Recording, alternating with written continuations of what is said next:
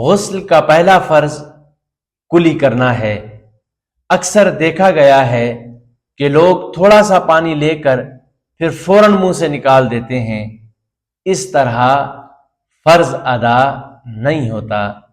درست طریقہ یہ ہے کہ پانی کلی کے لیے لیں اور اس پانی کو اچھی طرح منہ میں گھمائیں، منہ کے ہر پرزے ہر گوشے تک پانی کو پہنچائیں، دانتوں کے درمیان سے پانی کو گزاریں، ہونٹوں سے لے کر حلق کی جڑ تک پانی پہنچانا یہ ضروری ہے۔